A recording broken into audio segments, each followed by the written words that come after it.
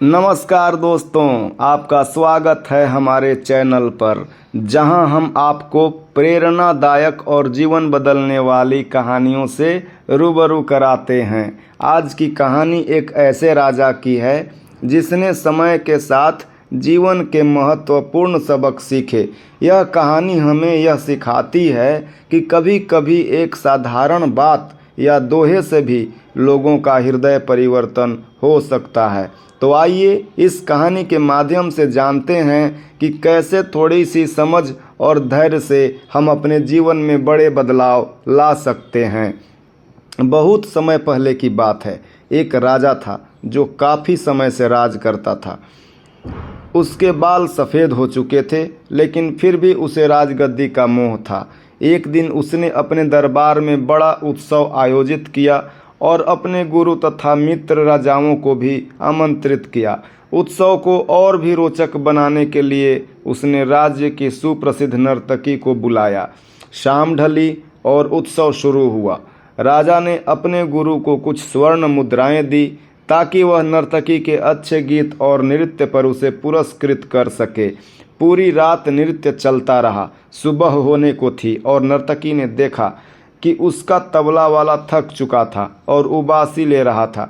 उसे सतर्क करने के लिए नर्तकी ने एक दोहा गाया।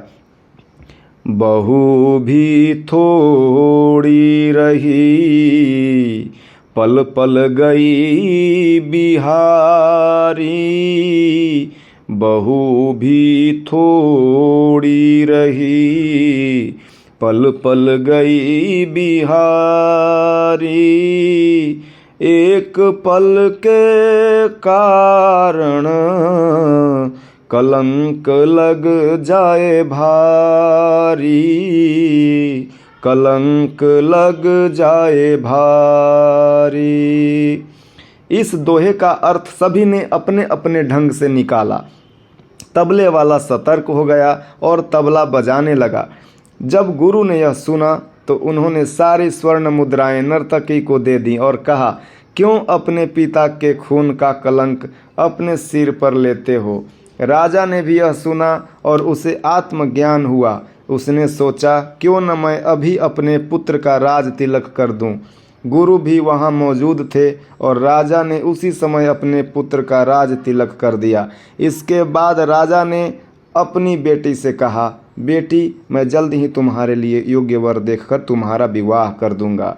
यह सब देखकर नर्तकी ने कहा, मेरे एक दोहे से इतने लोग सुधर गए और मैं अब तक नहीं सुधरी।